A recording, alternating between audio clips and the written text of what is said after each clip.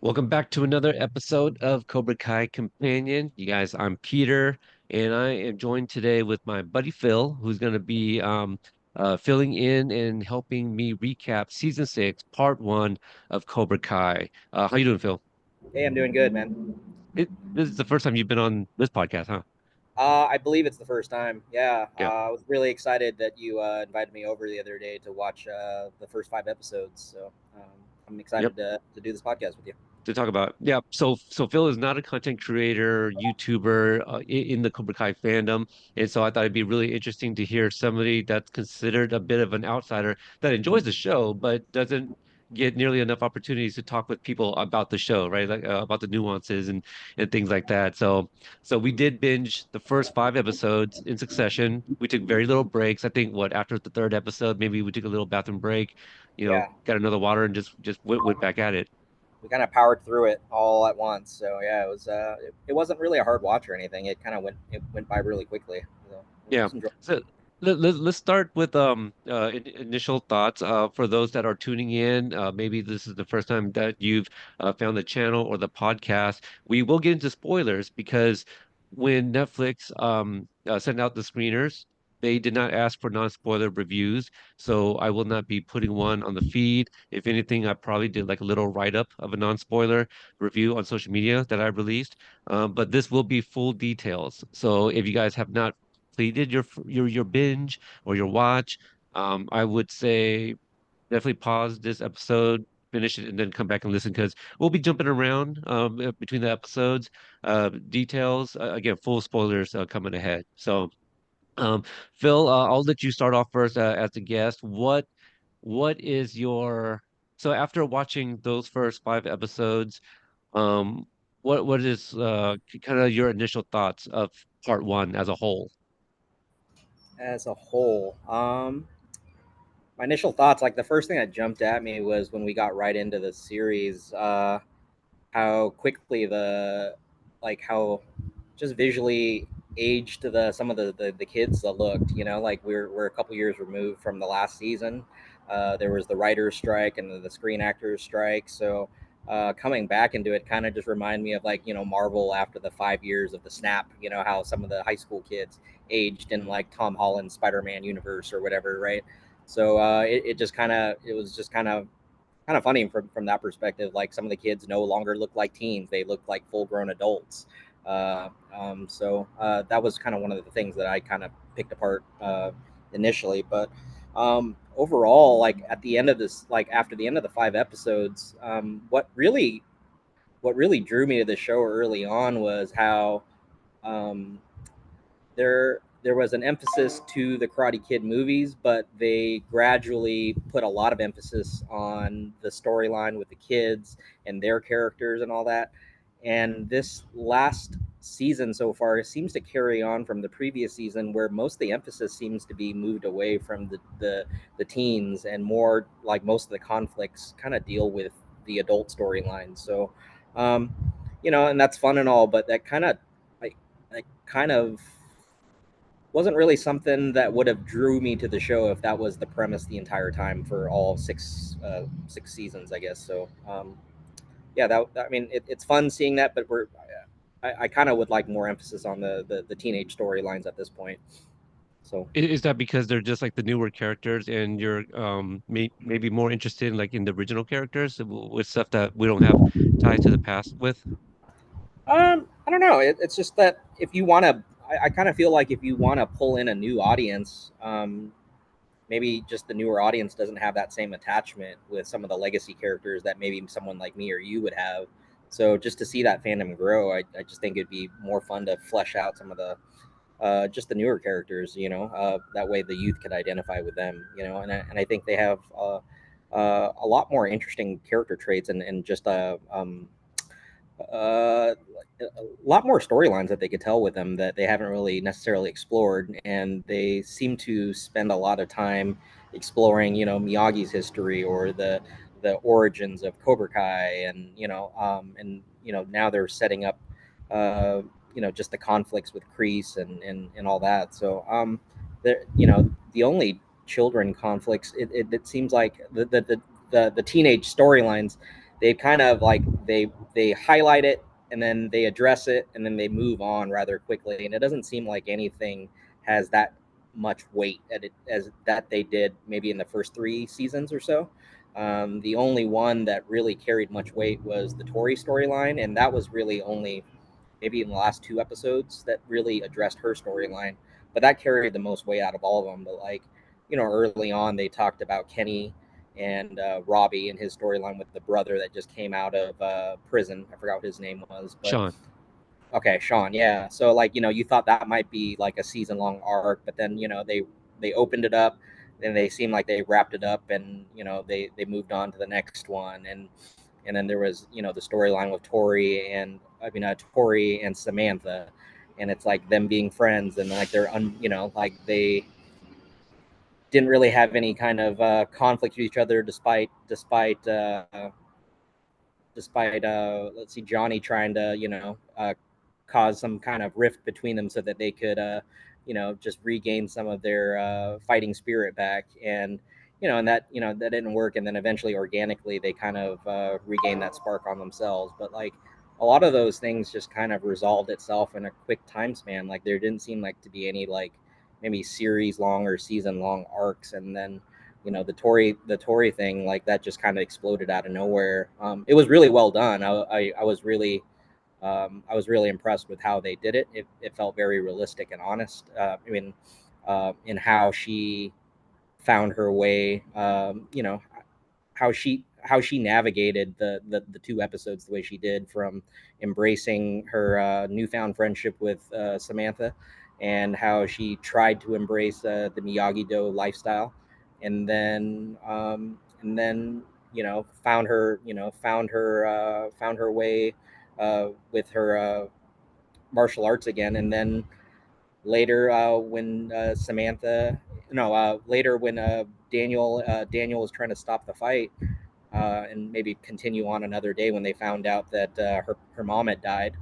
um, how she felt like they may have always favored her daughter, Daniel's daughter, and put her second, and that seemed like a really good way for her to feel alienated and maybe go back towards Kreese and rejoining Cobra Kai, because that's pretty much the only time in her life where she kind of felt like empowered. I feel like, where every time it seems like she's trying to do the right thing, like she just gets screwed over more from her perspective, and the only time she seems to have any sense of control is when she kind of embraces that Cobra Kai mentality, I guess, unfortunately. So um, it felt very logical for that was the reason why she did it, rather than I know Kreese tried to approach her in earlier in the episode, tried to convince her to join, and she rejected him. So for her to make that decision on her own rather than having Kreese convince her felt very authentic to her character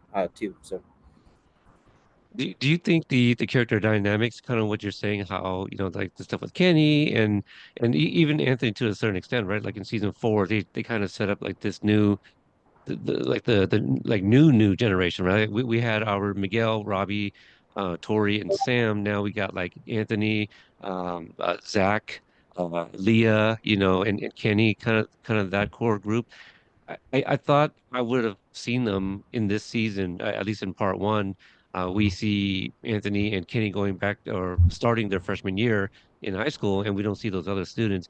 So, do you think these character dynamics with the teens is because of the format of 10 episodes, roughly 30 minutes each? They have a lot of characters. I think that's one of the biggest flaws of the show, is that there's so many damn characters, and they're also likable, and they're also well written.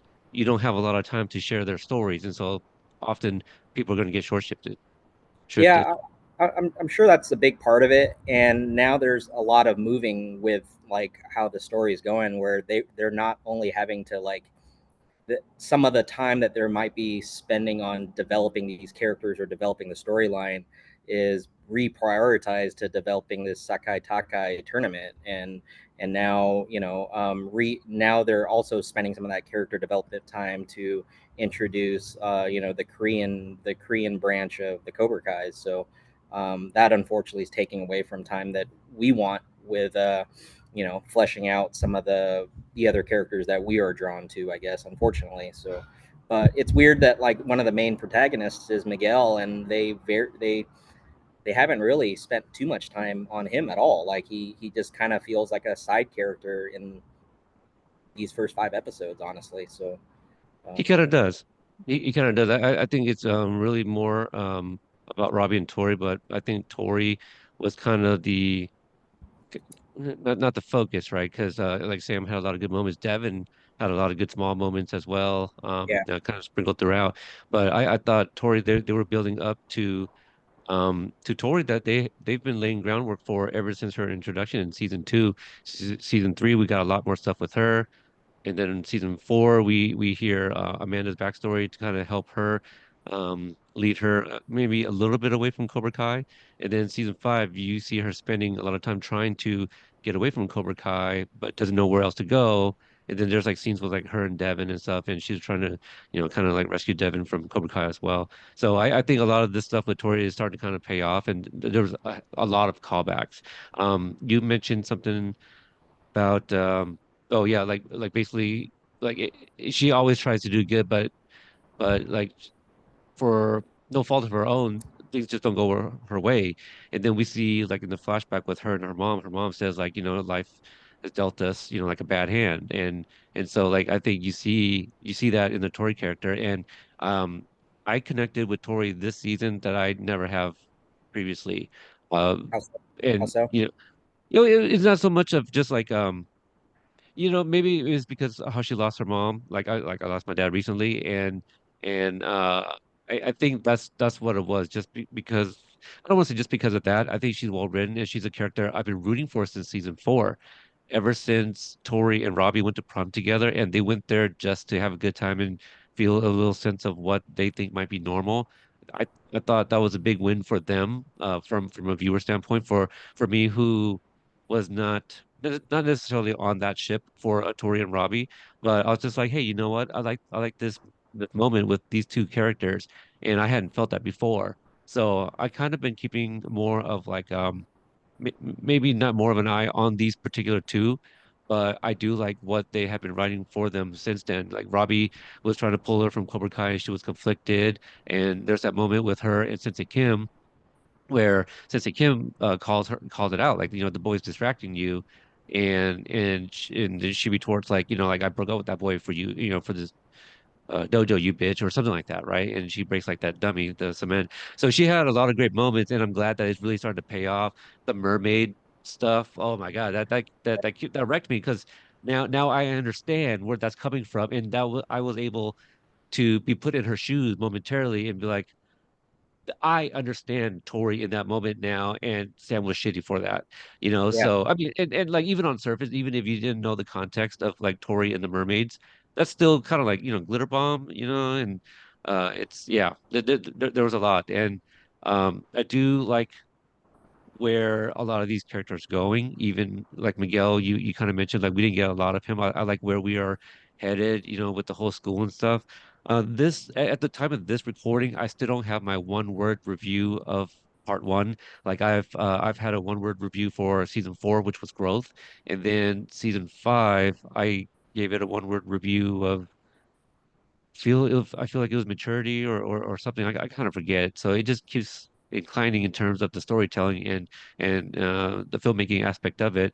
Season six, I really don't know how to describe it yet. I'm still wrestling between like, restart, reset, reminders,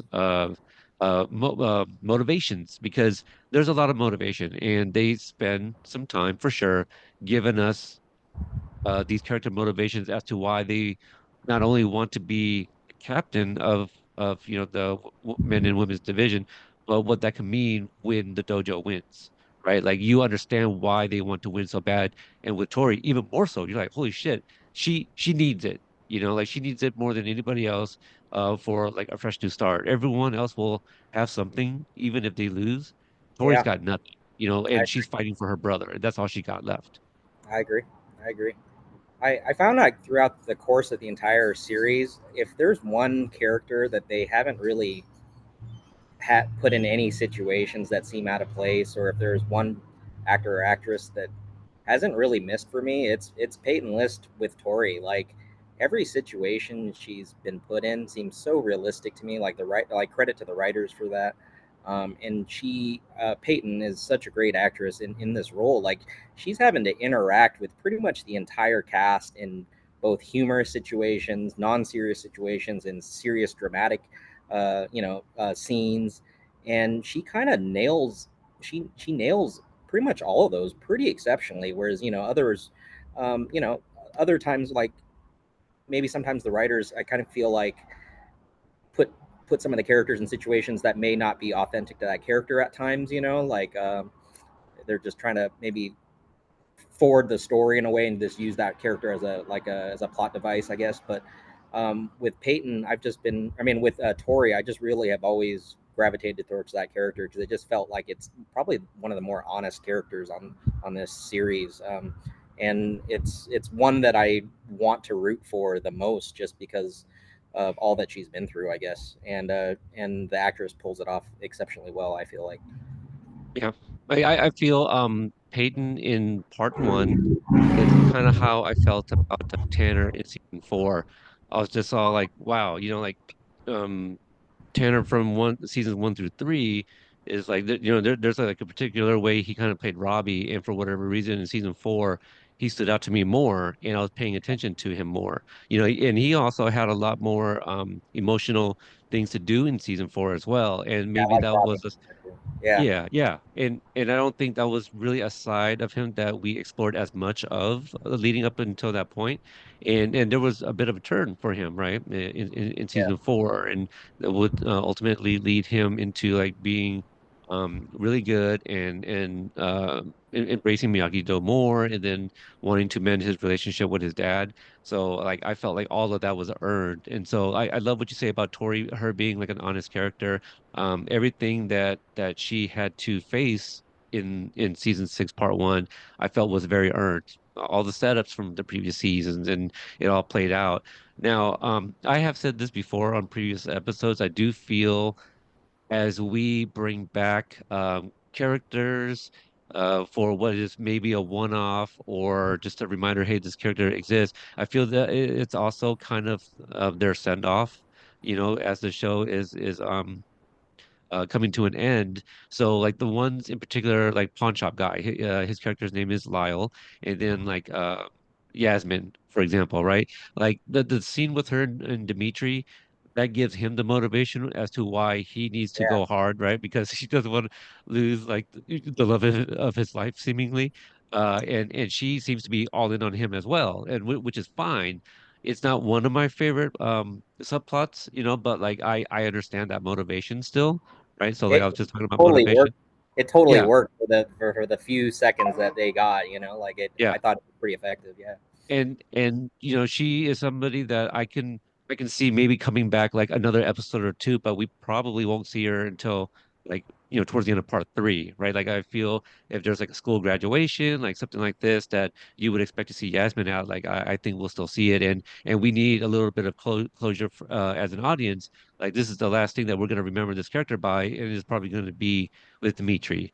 Like maybe it's at like some sort of celebration. Maybe it's a wedding, right? And they can't find Dimitri and Yasmin, who might be like locked up in the bathroom, which is like something that has come up in one of my interviews, that prom night, like the after party at Stingray's sister's house. They had an idea that Dimitri and Yasmin took off to a room, and Dimitri somehow got stuck in the bathroom like all night, like a la Can't Hardly Wait, so Okay. yeah, so it'd be kind of a nice little dub, to have like Dimitri and Yasmin go into like a bathroom door, shut it, and be like, okay, well, it works out for them, right? They will continue on their relationship, and they'll be all good for it. Now the pawn shop guy, like that, there was really not a whole lot there. I still need to kind of rewatch that scene a few more times to kind of get a good idea as to like what's really going on. I know Johnny's buying, a battle axe, or he gets a battle axe, but why did they have it written where Daniel comes to find him there, not as opposed to, I don't know, just another location? I don't have a good example, but so I need to rewatch that scene. Do you have any idea? Something I missed, Yeah. maybe? I didn't understand all the choices in that scene either, other than like the fan service maybe of showing that. pawn shop guy. Yeah, one last time. Yeah. I didn't understand the importance of the battle axe. Like that doesn't really seem like a typical martial arts type weapon, anyways. You know, like I get that he was. Chopping down trees. Yeah, I mean, I get the intent of him having animosity towards Chozen and maybe potentially wanting to kill him, but there could have done something a little more in universe related. I guess like with a martial arts weapon or a katana or something like that. But felt pretty weird to see a battle axe. I guess. Yeah, I just thought that, he was telling yeah, I know, right, that he was gonna go chop down trees and drag it through the snow. Or I think he told the pawn shop guy, Lyle, of it. But like, if I'm somewhat correct in thinking that some of these characters that they're gonna bring back and we'll see like one or two times is just another like, hey, remember this character and this is their goodbye, so that could have been his. We may not see pawn shop guy again, because I can't. I mean, they can always find a reason for Johnny to go back and buy something new, right? But like at this point, we're working up to the second Tekai at the end of the show. Like, why is Johnny continuing to go back to the pawn shop? You know? Um, so okay, so let me see. How about what did you think about let's go with Team Korea. What do you think about them as a whole and their introduction? And then we'll go back and start talking about scenes and episodes. As far as them as a whole, like when they showed the introduction, I don't know if it was intentional, and maybe it is because I think they made reference to is it who is it? Let me look at him up here. Um, Master Kim it Sung Young? definitely no. There was I think there was a reference somewhere in the first 5 episodes to Eric Roberts. So Oh, yeah. when I saw the Koreans for the first time, it definitely gave me vibes of best of the best with Eric Roberts and Philip Ray. When you see when you see the Koreans for the first time training, I think in that movie they were training like on little ledges and rocks, and then they're all staggered in formation, and maybe they had like waterfalls. So like when you see the Korean Cobras, I think they were kind of staggered, maybe not in the same position, but it definitely gave me those similar vibes. But in typical like Karate Kid fashion, they just seemed more. They seem bigger. They seem more threatening. They seem more, athletically imposing than most of our good guys. I guess they're more underdog looking. I guess so. They seem more well versed in the martial arts. So I guess that's that. Those were my impressions. I guess. Yeah. Yeah, that's kind of mine as well. Like if you think back to Mighty Ducks 2, right? Like I don't think anyone would have figured they would hear that reference here on, Yeah, yeah, that's maybe perfect one. like maybe if you know me as a host, but in a little reminder for Mighty Ducks 2, um the Mighty Ducks, they were going on to the Goodwill Olympic Games, and they are Team USA. And but they won the previous, it wasn't the previous Goodwill, but it was I forgot the. They won like a city league or something like Okay. that. Before. Yeah. So Yeah, something more local, right? yeah, And so you had to go bigger scale, bigger stakes, and you have to like throw in like some wild card characters kind of thing. And so we've been so used to these same characters who take turns being the bully, in one season or another. We needed something fresh, and so we have been kind of working up towards like this introduction of Sensei Kim, because her grandfather is Master Kim Sung Young, which we've heard about since the Karate Kid Part 3. So they've been working up to this, and to make our characters more like underdogs. Yeah, you need to get, um, you know, maybe actors with a lot more martial arts experience, where as opposed to like actor first and then martial arts came second kind of thing. And so yeah. it looks more legit, and there's no denying like this person is the real deal kind of thing. Whereas like we kind of start off with some of these other characters, other actors that we know maybe from previous projects, and we're not like, well, do they have experience? We're not sure. And then you're kind of focused more on their martial arts and like, yeah, they're selling it kind of thing. Then you see Team Korea where you're like, no, they wake up and do this in their sleep, you know? Yeah. And so they look great, and that was a way to make our Team USA underdogs and root for them again.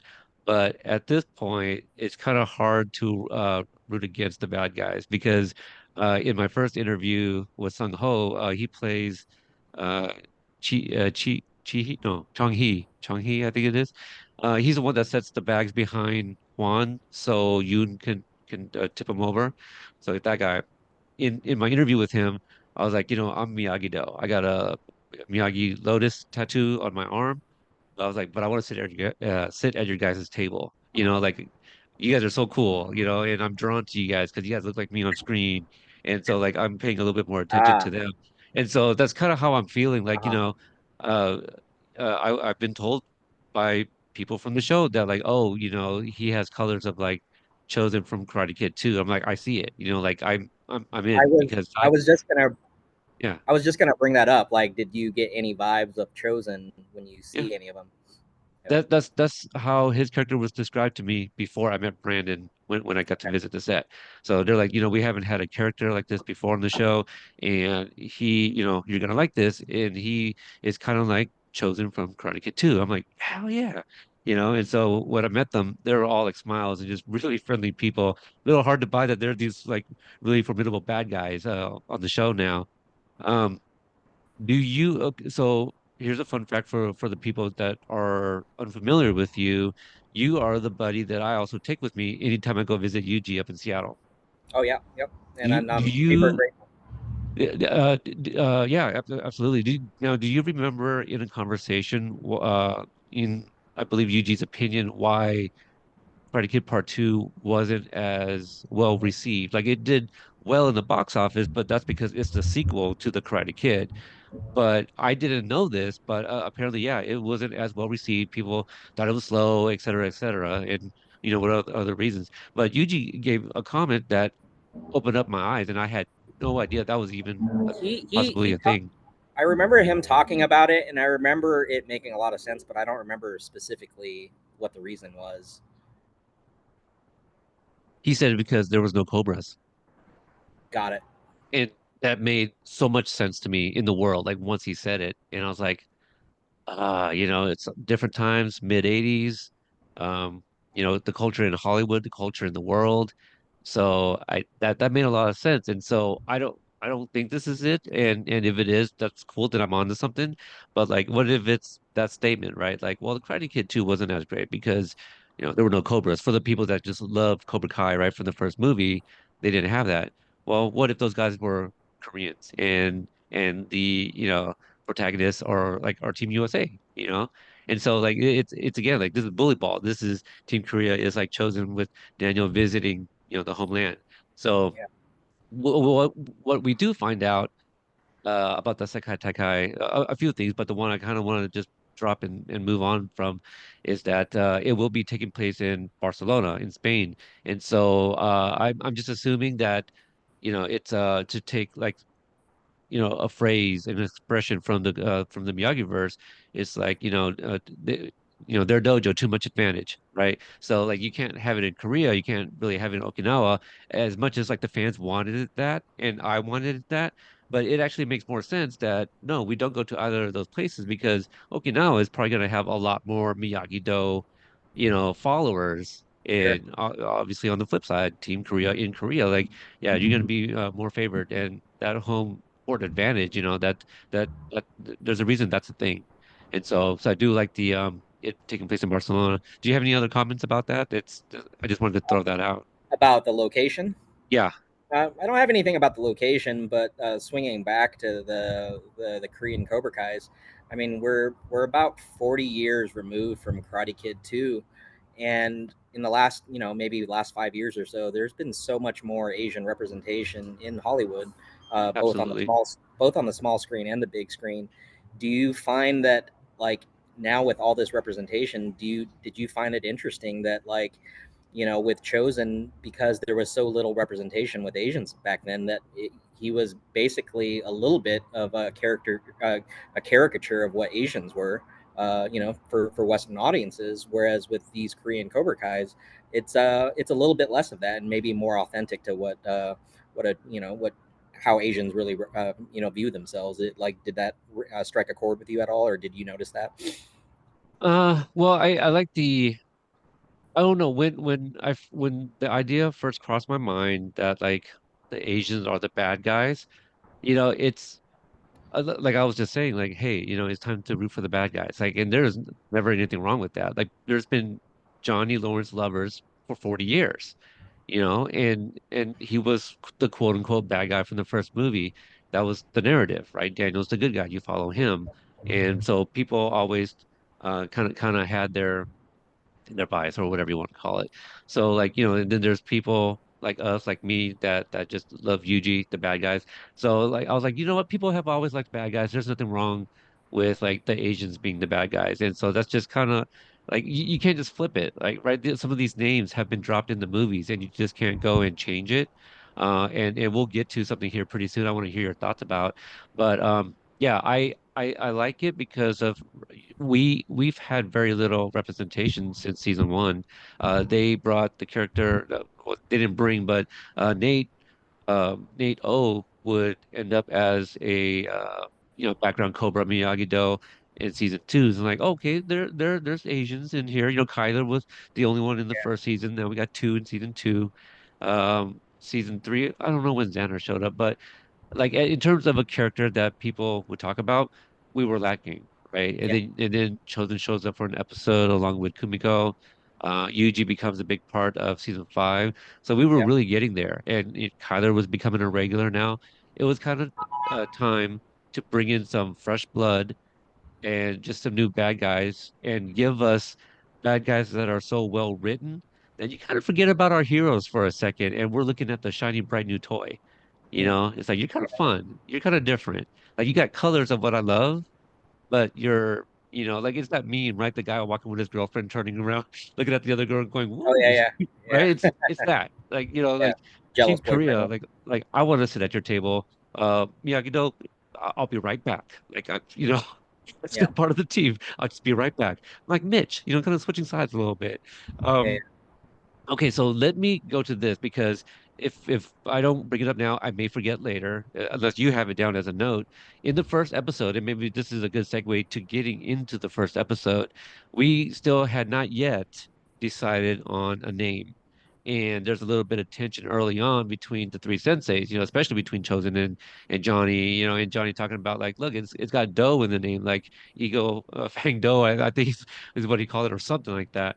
But what did you think about how they got to deciding on the name of Miyagi-Do? If you want to give comments on the patch and just the general first episode. Oh, I love that whole conflict. That was one of my notes. Yeah, I loved how they got to that point where Chosen and Johnny had like a real reason to oppose each other. And both of them had really good reasons for, Johnny, like, like he built something from scratch, so he wanted to hang on to the Eagle Fang name, and Chosen, with dedicating his life towards Miyagi Do, wanted to hang on to that for pride and honor, and showing respect to Miyagi, and not wanting to taint that with um, a name such as Eagle Fang, right? So it made a lot of sense why they were arguing over that, and for a minor subplot, I thought it was a pretty fun way of a pretty fun choice, of things to do. But I don't know, as far, and I love the payoff with it too. I think I remember talking to you about it after they resolved their issue. So in the episode, Daniel and Chosen, they come up with the conclusion. Daniel convinces Chosen to, hey, let's just let it go and let's just let Johnny have this win. Johnny needs the win more than we do. As long as we teach our material, it's still Miyagi Do. Just call it whatever, and let Johnny call it Eagle Fang if he wants to. And what I found amazing is time and time again, Johnny, without any real mentor, he's on this path of self discovery. He arrived to that same perspective on his own. He arrived at that same decision on his own, whether to, I mean, in this case, to like not needing to hang on to the Eagle Fang name, and he was willing to self-sacrifice and let Chozen be the winner here, and name it name it Miyagi Do, without having to resort to a fight to the death or a fight for, you know, winner takes all, I guess. So I thought that was really cool that that happened, and it was also cool that Chosen and Daniel didn't cheapen it for Johnny by telling him, "Hey, we were going to go do that too." They just let him have that moral victory himself, because um, I really love that plot point, and how they handled it. So that was one of the highlights for me. Yeah, I haven't decided exactly how I'm gonna do this yet, but I definitely want to produce like a short video, or at the very least a write-up, that I can put on the website. And I'm gonna regurgitate some of that here as to why I like how they went with Miyagi-Do. Um, sure, I could have used like, maybe a bigger eagle. But I do like the design.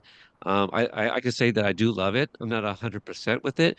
I feel like the eagle could have been a little bit bigger, and I'm sure they went through all the variations, right? They probably seen it bigger. They probably had it, almost like 50-50 or maybe 60-40. Some sort of eagle, maybe a face of an eagle. And I'm sure they went through all of that. Um, why I like they went with Miyagi-Do, and that may be the title of the article, is because of the symbol of the bonsai tree already. I Yep. think it was my discussion with you, right? Like I said that is like one of the most recognizable like symbols in all of like all of the world. You see that and immediately you think of like Daniel LaRusso in the All Valley fight in the crane kick pose, I feel. Um and then like a reminder in terms of where that comes from, that's Miyagi's. His wife made that patch. And so the creators of the show, they have time and time again said that the spirit of Miyagi needed to continue living in this show or it wouldn't work, and Yep. that's something that they emphasize to Ralph and Billy, and Ralph has turned down many of projects over years with some of these story pitches that just he didn't think fit and felt right. And so having said that, it's not something that they were looking to rewrite, right? They weren't going to rewrite these characters. They were going to add on to it, and just adding the eagle, that puts a little stamp on their on their Yeah. Miyagi-Do, right? So it's still Miyagi-Do. It's still the same symbol for the most part, and it's still recognizable. You call that something else, then there's going to be, that discussion between, two people. Like, wait, you called it this, but this is Miyagi-Do. This is the Karate Kid movie. And I don't think they're not trying to avoid that. But yeah, if you make a subtle change to such a universally recognized symbol, then you don't steer so far away from the name either. You know? Yeah, I mean it's just updating a logo is basically what it is, and like Pepsi does it all the time, or Starbucks has done it. So it stays true to what the original was, and it's just modernized and it's updated just a little bit for the sake of the show and the narrative that the show is talking about. So I don't Yeah, have a problem with it. Yeah. I love that analogy. And I will hold my thoughts on the look of the Korean Cobra Kai, which I like the colors of it. I'll leave it at that. What was that? Because the Korean Cobra Kai geese. Uh huh. So we see like the silver cobra and the red eyes, and in Korean writing, Cobra Okay. Kai. Okay. Um, yeah, there is something else that I've seen that's also pretty dope that has not yet been revealed in part one. So, Okay. uh, okay, so we've got the dojo name and logos out of the way. Where do you want to? Are you ready to move on from episode one, where Uh, they kind of focused most of that? I'm trying to remember some of the storylines because like Tori's getting acclimated, right? And so when Sam and Tory have to spar or whatever, and this might be bleeding into episode two a little bit, they're yeah. holding back, and Johnny notices that, right? As his relationship continue to grow with Devin, he's having like little talks with her and stuff, and Devin is the one who's kind of pointing out that something's off with them, right? And this is leads to Johnny trying to fix it. Yeah, I think that's more episode two. Circle back to episode one. The Okay? last kind of plot point I had was prior to the naming thing, naming of the dojo. I wrote that Johnny learned so many life lessons throughout all these the movie and all these seasons. He learned so many life lessons on his own, and he never really had the same mentor that Daniel had. His mentor was Kreese, that doesn't always teach him the right path, right? And Johnny always seems to find his way and does, maybe he stumbles along the way, but eventually he gets there and does the moral thing in the end, right? But Yeah. he usually does so on his own. And always felt like Daniel, even though he's had a great mentor, he still stumbles and doesn't always embrace the teaching sometimes. And what I've noticed in this episode, it's one of the few times where I noticed Daniel came to like a positive conclusion on his own without having to rely necessarily on Miyagi's teachings or whatever. Like coming to that conclusion of, hey, let's just give Johnny that win. And I saw that as growth, maybe, like maybe sometimes he's leaning on his wife to come up with those, like it's not always coming from what Miyagi says, but now he's pulling from his wife that seems to have more of an interest in these karate affairs where, in previous seasons, she's kind of like stayed away from it more. That's just one thing I've noticed. Uh, yeah, that's just one of my insights. Whereas, one has a mentor and kind of still stumbles, and then the other one doesn't have really a mentor and stumbles, but finds the right path on their own eventually. So, I'm kind of blanking on some of the things that happened in episode two. If you have some notes to kind of get us there. yeah, episode two, they went to that safe college, that fallback college. That's right. They went to that frat. They talked a lot about the MIT, and that was when Hawk was starting to get annoyed about it because MIT became like a big talking point for them. And then Kreese went into the cave to get That's right. that dagger. And then the last thing I wrote was Kyler, after the frat party was over. He gave advice to Miguel on chasing a dream and not settling for the safety net because the safety net's always going to be there. And I thought that was interesting too, alongside with Johnny, because we don't really see in the course of the show that Kyler has any good mentors as well. He doesn't really, he's not really an active participant in the karate, so we don't really see that as something that's guiding him or giving him a north star. So for him to give that advice, whereas before he was just a typical school bully, I thought that was cool. Yeah, just adding layers to the ever growing fan favorite Kyler, because yeah, he was a bully and that's not something that we were rooting for in the first season. And when they teased him standing in a Cobra Kai dojo in season three in the trailer, I lost my shit. I'm like, Kyler is back and he's going to be a Cobra. What? Yeah, And so they continue to give Joe some really, really great lines that stick out. One of his lines made it into the big trailer, like, bitch, didn't you know I know karate? yeah, that was And fun. so like, That was cool. yeah, yeah, everyone loves it. Everyone loves it. Like that's that's Yeah, that's the one quote that everyone's gonna remember. Season four was and I am no, season five, and I am gasoline. And I was gonna be like, bitch, don't you know I know yeah, karate? that's true. So that's gonna be the one. Okay, so let's start off with since we haven't really spoken about him, let's talk about Kreese and the little journey that he goes on. Um, I like that they gave Marty something to do, and this is something that kind of sends him into like this end of like madness, right? And kind of uh again kind of becomes this big boogeyman, so to speak, because I think like kind of throughout the other seasons they gave him little colors of like points where you're like, oh, that's a little nice win for you right there. Oh, you're letting Tory kind of do her thing against, what you and Silver have been talking about, like those sort of little dubs. And so like I wasn't sure what they were gonna do, but that snake bite, that's no protein that Kyler's, chowing down. That's a real thing. And so yeah, in a sense, they are having he's become like this much bigger villain than we have been viewing him as. Um, it's been a few seasons. I mean, it's been a few years since we've last seen Kreese, right? So, uh, one thing that struck me is you see him on a screen, and he just has this aura about him that just, I don't know, it just he's just the perfect bad guy. He doesn't have to say anything. Just his presence on the screen, just him looking at you.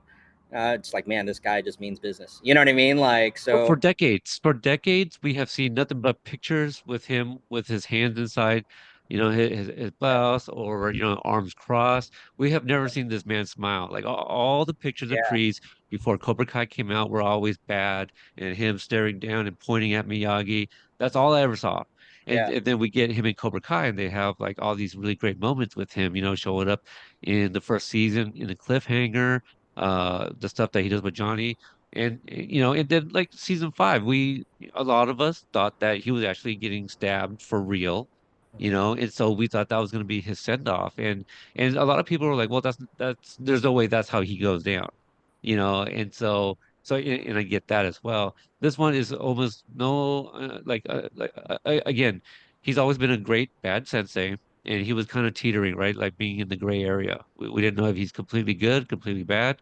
And when you introduce another new bad group of teens that we don't know much about, nothing makes it more bad than to pair them up with Sensei Kreese, who we know can spend like moments with somebody new and corrupt them with some sort of, whatever. Like he did it with Robbie, right? Like he would go visit Robbie in prison, right? Is that right? He visited Robbie in prison. I I believe he think, did. Yeah. yeah, yeah. And so like he stirs the pot there, and then like Tory visiting him. So he's had a hook in all these people. Just like he just knows how to manipulate them just right. So, again, like the potential stuff with Quan, and he just needed like the right bad person to unlock, badassery, and like no, you go take what's rightfully yours, which is like that number one spot because you are number one. So like he has his way with those kids and bringing out like the best worst of them, if Yeah. I can call it that. Yeah, I just didn't like love the little journey because I'm thinking this badass master of Kim Sung Young, right? Like we've heard about this guy, and I get the significance of the dagger and the journey that Kreese goes on. The only thing that bothered me was like, did I miss something? Because he didn't go back himself or send somebody else because it was guarded by a snake? Like what made it? Why is it still sitting there and he wants it so bad? Or is that journey alone insignificant? It's just what is Kreese willing to do, understanding that don't let anything get in your way. I agree. I thought that that was kind of a miss for me. So I thought it was supposed to be kind of like a comedy piece. Like I thought there was supposed to be like, 80s camp. Like it was just kind of cheesy. Even the way they did the pan to the snake at all. Like it was supposed to like you're supposed to think it's all ominous, big threat, and then it's just like just a snake there. But I think the moral of what all happened is it doesn't matter about that journey. It was really he could have just grabbed that knife and ran away. But when Kreese came back with the dagger, it was all about like the moral of it was that he really like he had to go a little bit extra and just kill it too. When he didn't, and then demonstrate that with his head. I forgot what the moral was, but he said a quote to the guy, and he goes, "The real lesson was blah blah blah," Yeah, and so that basically like the one thing that stands in your way from getting what you want, right? Because the yeah, episode is called Prize or the Prize, yeah. So so it's like about the the real task isn't really grabbing the dagger and bringing it back because anyone could have done it, but they made the bar so low that anyone could have done it, so it didn't even seem like that big of a deal anyways. And so what if someone would have just grabbed the thing, brought it back, and then failed the task? Then he would have just gotten his dagger back, so what was the point of that? So yeah, they go could have, put it back for the next guy who asks. yeah, so they could have made the journey a little more difficult where even getting to that final stage would have been whatever. So I just thought it was supposed to be like a comedy thing. It'd be funny if that's like kind of like a regular task that just happens, So Yeah, like if you go left, there's a different dagger, but Kreese went right, so he finds one there, yeah, So yeah. it's like, all right, so will you do what it takes to stop what is trying to stand in your way, whether or not it's even necessary, right? Like I guess. So yeah, maybe we can get more clarification on that. I would love to speak to the writers of that episode, which I believe is Joe and Lawan. Um, okay, so we talked about so now the college visit. I, Miguel had overheard his mom and Johnny talking about, um, they're just kind of struggling right now. Like the Diaz's apartment just had that big leak. Johnny's looking for a house that they can rent, and with Miguel wanting to go to school afterwards, like it's going to be a little rough. And so Miguel hears this and he wants to help out, obviously, and so he's looking at all different options, even if it's to stay locally. Where it's a representative who's like 35, it's like, yeah, if you want to save mom and pop some money, like come here. We're local. You don't have to travel, whatever. But yeah, so that gives Miguel motivation. With Kyler, I feel I would not be surprised if we see Kyler like one more time, like he's in college, right? Like he just got into like another house because they heard that he fought like these rival guys, Mhm. right? So it could be, I don't think it's just enough because I feel like a lot of these guys, especially like a character like Kyler, I feel we'll at least see them one more time. But like it's, maybe we see him first and this is what he's going through. So this makes sense as to why he's not with the team and at the karate. So with all of that going on, and we haven't got there yet because it's in episode 3 and towards the end of it, I'll mention it now. We find out that the Sekai Tekai only wants 6 of their best students. And Mhm. so I think right now we're already kind of showing some of these characters that we were thinking maybe might be on the team. We're showing them what they're doing and they're busy doing this. And so they won't be a part of it. And also that does give them a way to chop down the cast and not bringing characters along that they do not plan on using for their narrative. Yeah. Don't really have any more thoughts for that. I mean, Okay, well, if I don't know if you thought about that or agree, but Uh, I was a little surprised, but I totally understand. But when Brooks and Hawk see each other again since the beatdown, did you have any idea how that was going to go? Because I think a lot of people were expecting like a really big uh revenge type, subplot. I think at that point I didn't really notice anything until they brought it up as dialogue on the screen. It's because of the writer strike and the actor strike, and it's been so long since the previous season. Like I kind of forgot about that plot point. So when they addressed it, I was like, oh, okay, yeah, that's right. He like knocked his teeth out, you know. But Oh, you bit the shit out of him. We had our yeah, very first Hawk tour, because he's an actual damn, hawk you went and he there, dude. snapped on the guy. Oh, that's already over the fandom, my friend. Damn, damn. Yes. You I, told- and my apologies, I don't know who to give the credit to, but I only heard about it because my friend Mark Let's Be Water, he yeah, retweeted like he just got like the best comment of the day, Hawk Tua, and it was like the gif of Hawk standing up and like big old loogie. Um, so this is another thing, and you may not have seen it in the fandom, but they have been saying like go back and rewatch the show, start from season 1. And this is why, like season 6, part 1 has a lot of callbacks, a lot of callbacks. You just mentioned one right there, like you forgot about the beatdown. In the fandom, we've been talking about it, like we expect them to see each other at one point and that it will be addressed. mhm, But in the dialogue, I understand why it was what it was. It's well, you play karate games, you get karate prizes.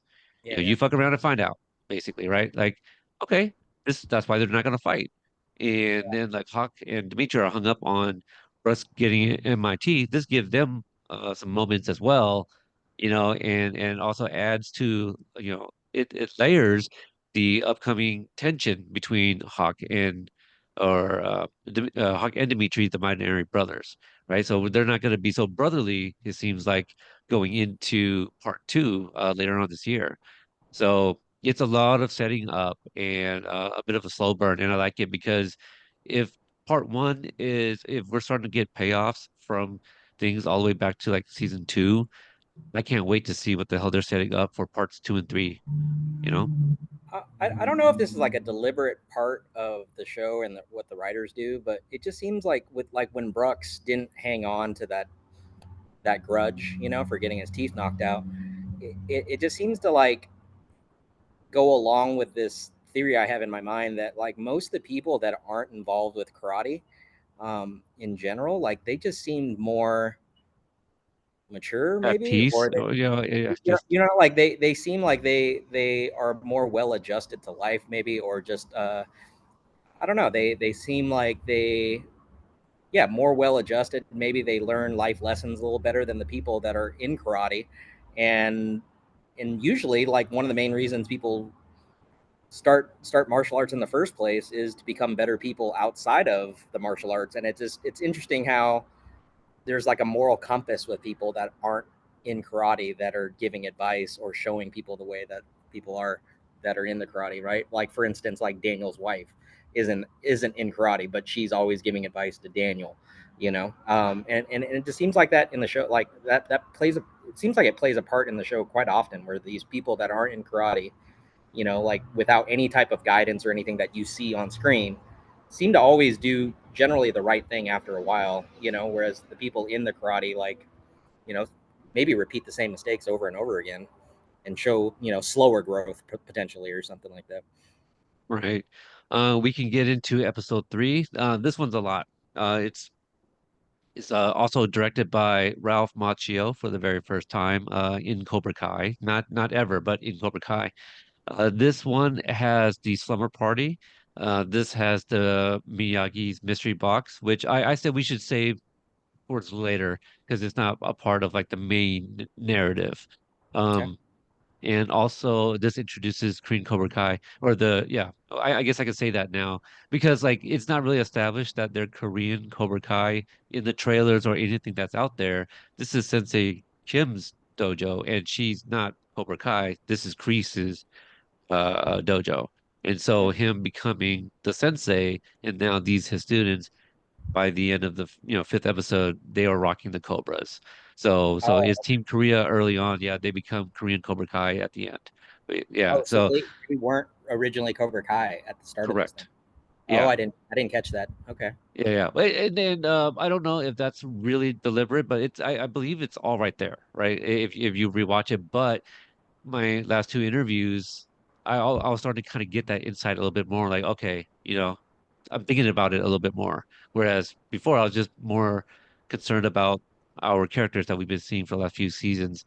This is the first time we've got like major new characters in a while. Sensei Kim was like basically the only one last time, right? We got Silver in season four. So, just real quick because we didn't bring him up, but in the first episode, we see Stingray back, Mm-hmm. and he's basically somebody that kind of gives Johnny the insight of or a bit of a reminder, and Stingray is doing a hell of a sell too to get Johnny to come back, which that it fooled me because Paul Walter Hauser is such a great actor and he's so committed into that character. I believed what the fuck Stingray was saying. Oh yeah, Right. yeah. I totally believed it. I go, holy shit. That's why Johnny and Chosen fights. Because Mm-hmm. because like this picture has been out for a while now before we saw the trailer, before I got the screeners. I thought this was it. I thought Johnny was going to go back in and try to get back Cobra Kai. Yeah, the Now Silver. that yeah, Kreese and Silver's gone, and just go back to his yellow logo. And so that's where I thought it was headed. And I just love how it is Stingray that reminds him that yeah, that's your legacy, man. And it was cool when you were the sensei, and look what you did for them and what you did for me. And I just love Johnny comes back and it's like, you know, Cobra Kai's not my legacy. That's just John Kreese's or whatever, And so like he was trying to put a stamp on his own with the Eagle Fang, but partnership with Daniel and all of that stuff, like, and we already got to that discussion, obviously.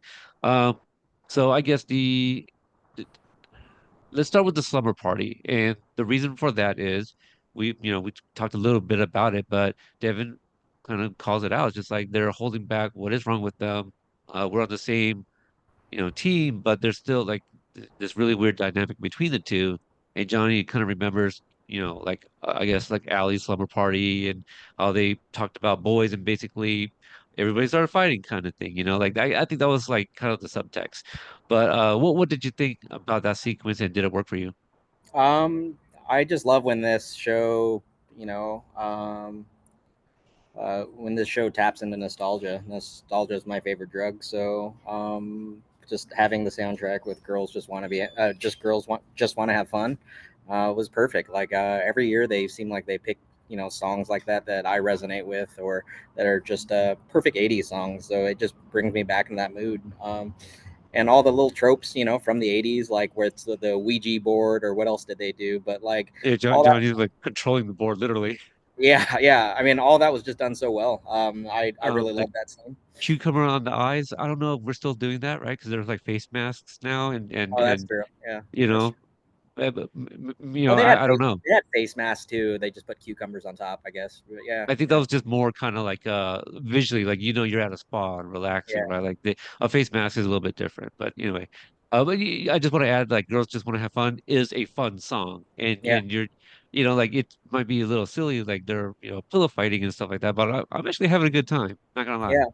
And that's like an 80s trope too, like the pillow fight, like that just seems like that's a big part of like the 80s movies. So like yeah, they touched on all of it, but I really like that every time that Johnny was trying to interfere and manufacture the drama, the girls just didn't bite into it. But towards the end of it, like that was when that was when the real conflict started, when they kind of tapped into what they were emotional about, and they kind of walked away, and they handled it fine. And I, as someone that never really as someone that never really gravitated toward the Samantha character, I really loved how she handled that situation. I loved how she apologized and owned up to her past mistakes. I always felt like she kind of made a lot of wrong choices and maybe was the bad guy in certain situations, yet the show's always portrayed her as the good guy, and she's never really had any repercussions for some of these things that she's done because she's Daniel's daughter. And I just really loved how she actually owned up to these things, and just uh, yeah, I just loved how she just owned up to these things, and it just kind of helped further her relationship with Tory, and gave Tory peace. So it made me it made me maybe not root for Samantha to fail as much. Made me not want to root for Samantha to fail, because like in previous seasons, I just kept on wanting her to get hers because she never really had to face any repercussions. So I was starting to like, that was kind of a turning point for me when she did that. That was another reason, like I just kept on thinking about you in terms of doing a review because, the unbiased part of not like being in the fandom and whatever, like you just enjoy it for the writing and everything that you have said about the show, but also like Samantha is a really controversial character. There's both Oh, is she? sides. Yeah, yeah, oh, well, yeah, yeah, just like the things that you said, like, and but then there's people that are like in support of and also like they're Samantha apologists, like for lack of a better phrasing of it. Like and maybe that's because like she is a LaRusso and it goes to back to that whole thing. It's like, oh, okay, because like being a LaRusso is like some sort of plot armor, or something like that. So like I hope nobody compares like, her journey to not self-discovery, but just kind of like maturing and learning and stuff like that. Johnny is also like a grown man, and he's kind of going through this because he didn't have the mentor, like you mentioned. Samantha has parents that have never, I don't know if they've ever gotten really through to her in these last few seasons, and none of the other guys are really helping her out as well, and so she, has to take a lot of shit from a lot of different people.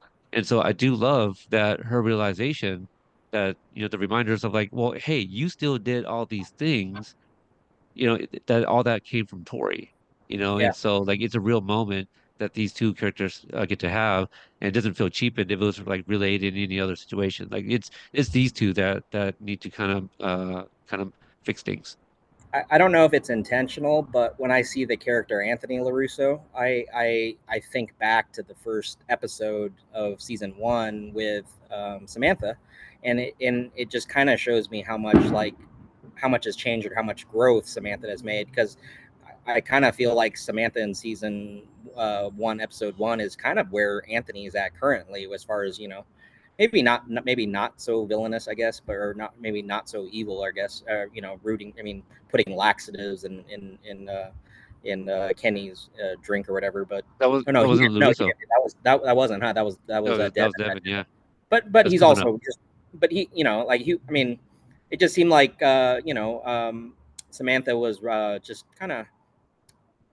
I just feel like Anthony is kind of like symbolic of where Samantha was early on in the series, and so like all that she's grown, like I I use Anthony as like a starting point of where Samantha was, and then now where she's at, to show how much growth she's made as a person.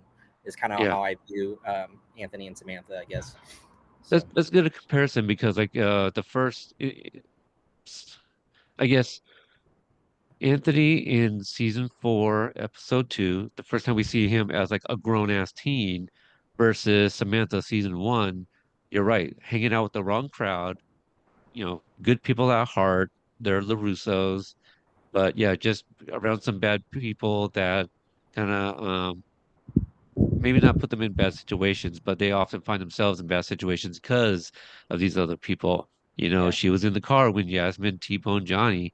Uh, some of the other things that Anthony didn't really do, but he just happened to be a part of that group, so it kind of he went along associated with with it. it. Yeah, yeah, Yeah.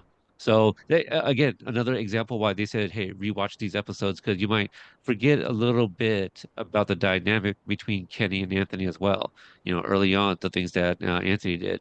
So that's a good segue into season or episode three of part one, where no, we were just in episode three. Sorry, episode four with Mike Barnes, oh and you know, like in this episode, the big thing is that Devin thinks that she is not going to make it. She doesn't think she's as good as all of these people.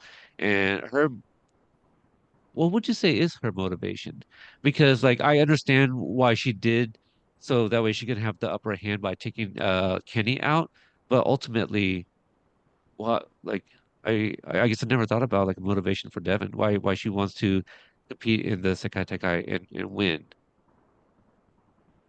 Like her big thing, like how she gets there is dishonest, right? Like she took advantage of another student, and you know, and but it's like I'm not saying like we all need to be like Mr. Rogers and do like the right thing. I understand why she did that so she can get a spot, yeah. but what's her motivation for the entire thing at the end? Like, what's her end game?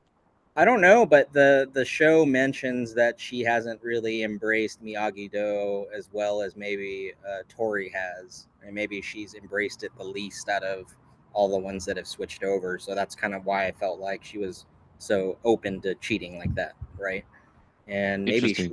she just I don't know, maybe she's just tired of being just an afterthought and just wanted to get recognition herself, right? Like they Okay. when they Okay. were doing the flag battle, she was just wanting, she was just wanting credit for what she did, and she just every single time she did something, like she Barnes never really was looking Paid her way, attention. Right.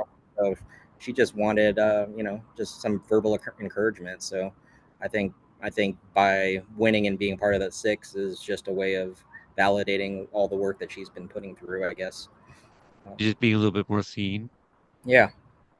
Huh. Uh, Before we It's- get to that part, I thought the fight with Johnny and Barnes was kind of ridiculous and funny too. I mean, Oh, they really? kept, yeah. I mean, Ridiculous. Okay, that's a no, strong no, word, I feel. not maybe not like ridiculous, but it was like eh,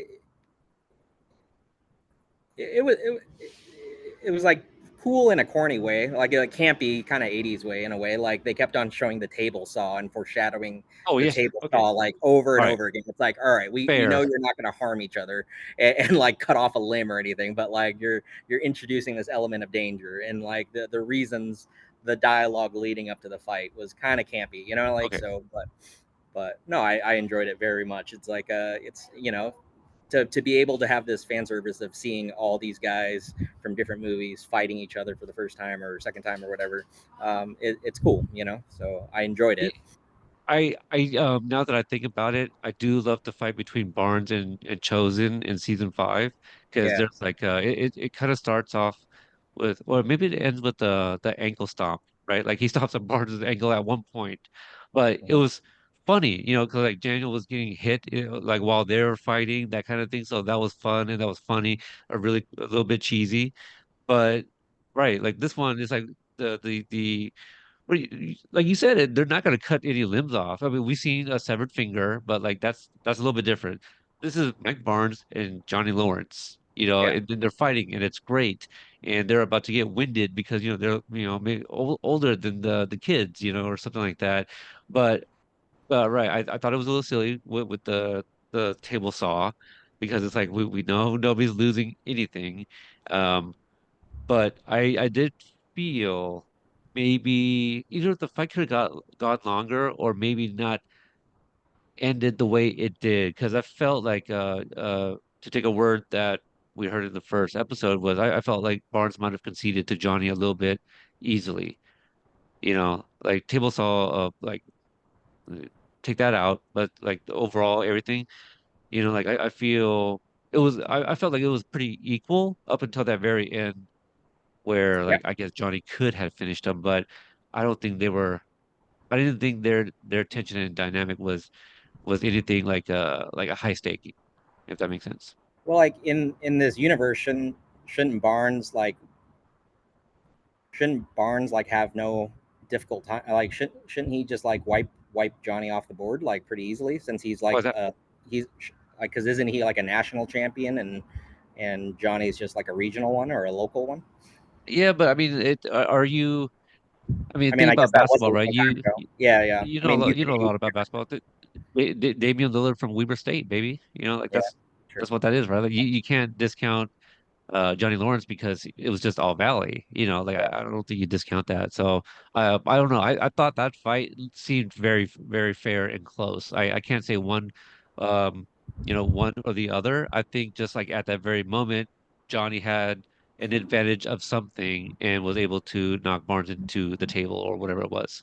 I don't understand something though. Barnes brings up multiple times. I think he brings it up once during this fight, and he says something that like he was very reluctant to even want to like bring karate back into his life in the previous season, and ever since he did that, like his life has just gotten worse, like all this karate drama again. So like why would he agree to help Daniel out and choose this team? Because by doing that, now he's potentially having to fight Johnny again, or already had fought Johnny again. Like why not just like say I'm already done, I moved past it, like why even come back this other time? Like what's in it for him as a character? That's a good question, and whatever it is, if there's more of Mike Barnes in parts two and three, which I expect there to be, Yeah, just because it's I don't know, but Sean is still like a very working actor, yeah, yeah. and so I don't know what his schedule is like, and maybe I could see it like a few different ways.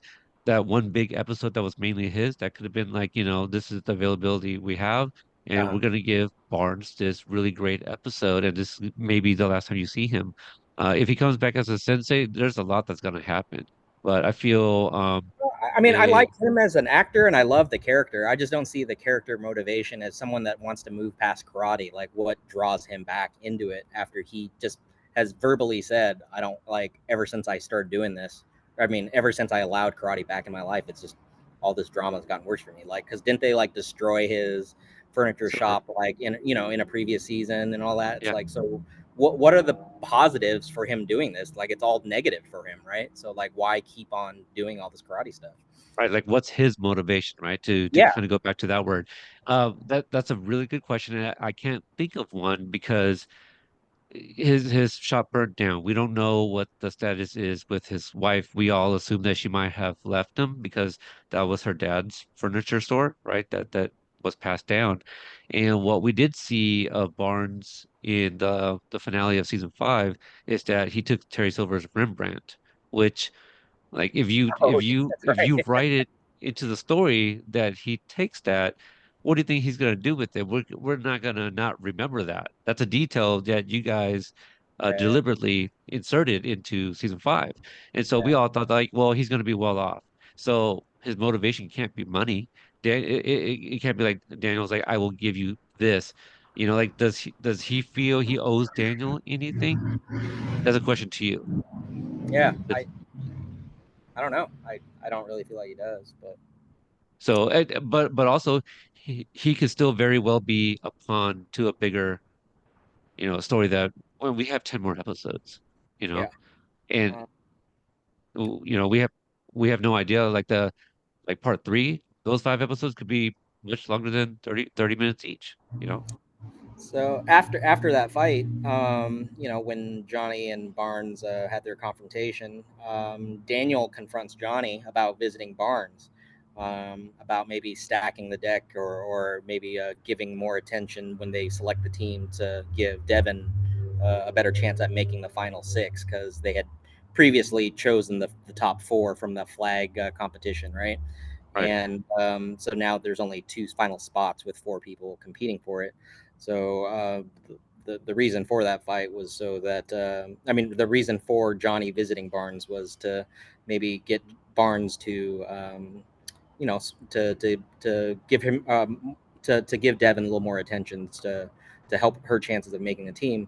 And I didn't really understand Daniel like confronting Johnny about visiting Barnes. Like, what? I don't see how that would have like impacted anything. Like that was just creating conflict to create conflict, right? Like all Johnny did was like, hey, just give Devin a fair shot. It's not like he made Devin like he. It's not like he told Barnes to like pick her to be on the team. You know, he's just like, hey, just give her a fair shot. And if it's going to be down to a fair competition between four people, anyways, It's not subjective. So it's like whoever wins that competition wins that competition. So it's irrelevant that Johnny talked to Barnes anyways. So like Daniel didn't even need to say what he was going to say. It was just creating more rift between the two. What? Wait, was capture the flag? No, capture the flag was the second one. Oh, it was the first one. And there was two flags, right? That was Mm-hmm. or two or four that was out in the forest. Mm-hmm. So Johnny confronted Barnes after the first competition. The first competition was the flags. Right. And at that point they had their people, right? Mm-hmm. Yeah, the first four, and then that's after the first four were selected. Johnny visited Barnes, Right. right? And then the following day, Daniel confronted Johnny, like, "Why did you visit Barnes?" And confronted him about that. Oh, I see. The second part was already gonna happen, is what you're saying? Yeah, yeah, because Because it was there, too there close. there was no decision for John. I mean, for Barnes to make. It was just going to be who gets the flag. So it's I not see. like Okay. I didn't like that Daniel confronted Johnny about that because that just harms their relationship. You know what I mean? It Like, does, but do you think that that's more in line with the character because Elu Russo often, Daniel more so, often jumps to conclusions without the full details? yeah, I mean that is totally in line with his character. Yeah, So I think maybe that's it. But just to add a little bit more to that, let's say that's what it is. Daniel is jumping to conclusions. But yeah, but I understand why he is because the optics is you still went to go see Barnes, whatever it said, like Daniel doesn't know. Like maybe he thinks that Johnny isn't telling him all the details. And by that, Johnny admitting that yes, he saw Barnes, because Barnes is the one that told him earlier, that validates that yes, there was a visit. So Daniel just assumes that Johnny was unfair with this when that was the point of bringing in Mike Barnes, right? To be impartial and have him evaluate the students. Is that pretty much it for that, other than the mystery box, which we'll come back to? um, yeah, I think so. I really liked. Yeah, I think that's all I got for that one. There was another thing about, let's see, Dimitri and Hawk. Like Oh Hawk, yeah.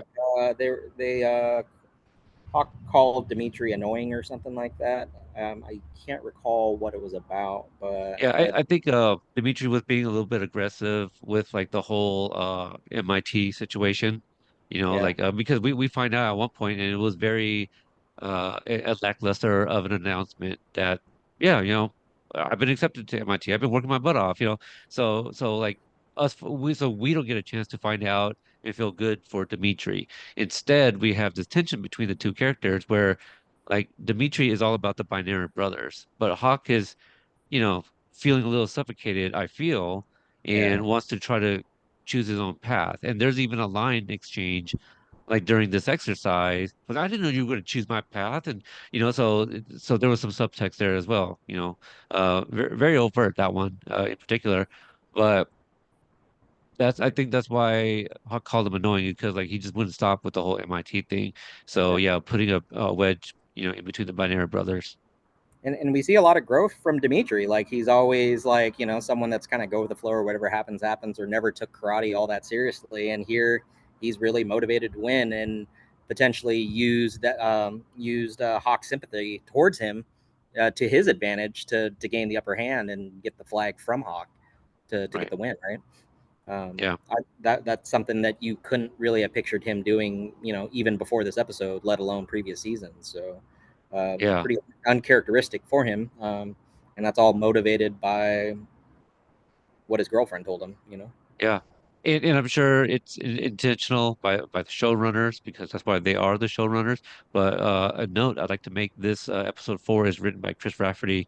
His first episode on Cobra Kai. He's done other things as well. So that could have been and might have been a fresh perspective that that was brought up. What you're saying about Dimitri to have Uh, him grow as a character too. yeah, and what's kind of cool is what's different with these later seasons versus like the earlier ones is I want to say like season one, Dimitri and Stingray were like kind of like the comic relief characters, and what you're finding now in these later seasons is you don't really need a comic relief character because Zabka and even like Yuji as Chosen, like they can deliver, like they have great comedic timing and they could deliver comedic lines without being a comic relief character. They'll just throw zingers. Like I think it was episode 3 or this episode 4. They are throwing a party for Miguel's mom, Armin. Carmen. Yeah, for Carmen's for her gender reveal, Oh and yeah. Let's go back to you that too. yeah, Yuji had a platter full of pastries and then he says that he rearranged the pastries and now the tray is perfectly balanced. And I was like, oh my god, that's such a perfect line, totally in character what he says, and it totally ties into karate. And it's like, like when you have stuff like that, you don't really need to have a comedic, like a comic relief character.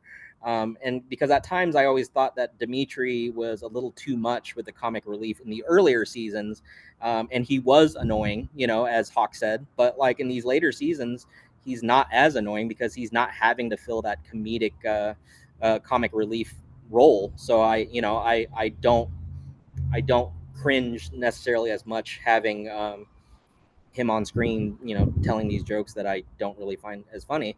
And that's not to say that the actor is the issue. It's just the lines for him, like I just didn't really like all that much, But like right now with Dimitri, it's like wow, I'm excited to see how his character grows, right? So, and it's the same with Stingray. It's like in bits and pieces, like he's awesome, but when you get a little too much Stingray, you kind of get fatigued too, So. Um, yeah, those are kind of things I noticed. Like you just, with how funny Johnny and Chozen are, you just kind of don't really need traditional comic relief characters. Yeah. I feel like I'm not sure where they're going to be going with this, but I understand needing to look for a new home. I just forgot about like the real estate agent, like that whole little Yeah, yeah, bit as well. And actually, I'll get to this point in episode 3 because we missed it also. Um, but yeah, I like how there's a little cameo by Adam Hirschman, who was DJ Candy Corn from Obliterated, also okay. same showrunners, creators of Cobra Kai. So so yeah, I liked all of that. I'll reserve my thoughts on to see like where does that pay off. Like obviously they're gonna need a bigger house. Was this just like you know uh down to availability because we didn't get a whole lot of Carmen or yeah, or I mean just the Diaz's. Yeah, it was very Diaz light. Yeah, Um, and then I think that's because it's Miguel light. Like he doesn't seem like a main character at all in in this that's a season. good point. So there's Yeah, no that's a real good reason point. to highlight him. Whereas in the previous season, like they go off to Mexico in his own little side quest, and he had a big part in it, right? Yeah, it maybe Shoal just wasn't available as well, or Oh, as available, so. Uh, yeah, Blue Beetle and whatnot. But the one thing that we forgot to mention because we haven't really got to like the Miyagi mystery box, but Chosen does take off towards the end of episode 3, and we don't see him for the next 2 seasons. Uh, do you have any thoughts on that? say it again. Chosen takes off. Like we see him looking through his phone to look for flights to Okinawa Uh huh. because he was like in Miyagi's room, and Amanda tells Daniel about like spending the time with the people that's here or yeah, I'm forgetting the language, but that inspires Chosen to what, while Kumiko is still here, let me go back to Okinawa, spend a little bit of time with her and see what's up because he hasn't heard from her in 3 months. We find out in episode 3 that it's been 3 months. Yeah, yeah. Okay. Yeah, so yeah, we assume that Chosen's gonna go back to Okinawa and see Kumiko for however long. I mean, I don't really have any thoughts other than what Chosen says, and he says that he left multiple messages, and she just didn't respond to him, so he's gonna move on. And she's already said that. I mean, that he's just going to read into her actions that she's not interested anymore. So he's just going to take it for what it is. But like, do you think that there's more going on behind the scenes or something? Is I think so. I have no idea what it is, Oh, but there's no way that's it for Chosen. okay.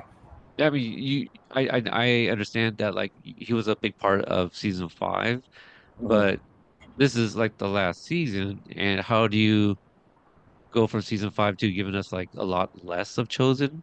And to have him like that's it, and then like show him one more time like towards the end with Kumiko or something, right? Like I feel, you know what I mean? Unless they strongly felt that like Chosen didn't need to be a sensei, but I feel like it's leading up to something that we have no idea what yet. Um, in episode five, we get some very emotional stuff, some of Peyton's best acting in the series, but this is a callback from season two when we first find out that her mother is sick. And in season five, we saw Sam visit the apartment and see that it was such a mess. What we learned about Tory's mom, her name is Grace. We had learned in previous seasons that, she would like bring food home and the restaurant thought like she was stealing or something and she would get fired. But in this flashback, we get a few things. We see like fingerprint marks on her forearm, and so we know there's like some domestic issues at home Abuse. where, yeah, where like the dad is like just always grabbing at her arm, getting in her face and things like this. So we see that it was rough for Tory growing up, which we knew, but it's the flashback helps us see a little bit more when it's it's often easy to kind of like leave you with a certain image and have you interpret how that went, but like the dialogues didn't really work for me in previous seasons, but giving me this flashback I thought was a lot more powerful because we see her dressed as a mermaid and it tells this story which we had no idea what was like did she just make this up on the fly um and we knew about like her mom and being sick. This is where it all pays off. Broken home, no father or bad father or father figure at home was abusive and what have you. And also I guess what also works this season because of all the shitty things that she went through, I just remembered about her landlord, you know she went to go see like the landlord, and he was like this really skeevy guy, and that's when Kreese like came in and like kind of rescued her a little bit. But Was that Tori land? finds her mother. Was that landlord like a pervert too? Yeah, Okay.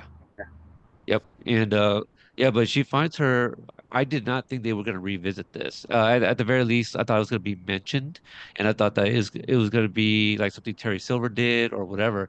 But it feels like Kreese might have orchestrated this because the passing of her mother did come after her visit with Kreese, where she tells him no. You mentioned this a little bit earlier, but I think the episode opens up with Tori at the doctor's, and everything is quote unquote fine, right? And so how does she go to that? And so they set up the fist thing, and so like I think in my live reaction, I thought that her hand balled up when she passed, like the whole rigor mortis setting in and all that stuff. Like maybe her last moments while she was defending herself, and that's why her fist is clutch.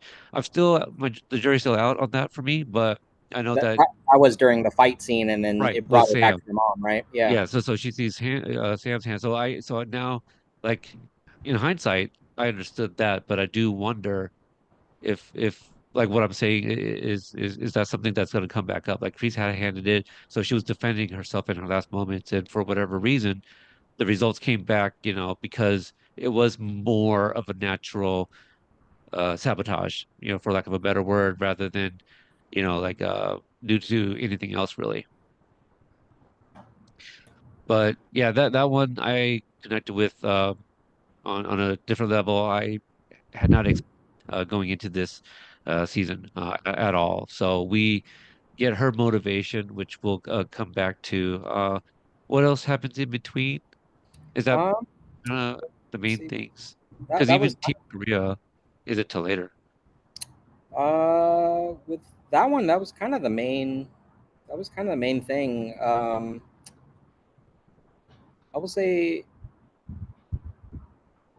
they didn't really. I guess with like the flashback scenes, when they do like Kreese and Silver, like young Kreese and young Silver, I don't really see any of the importance of that stuff.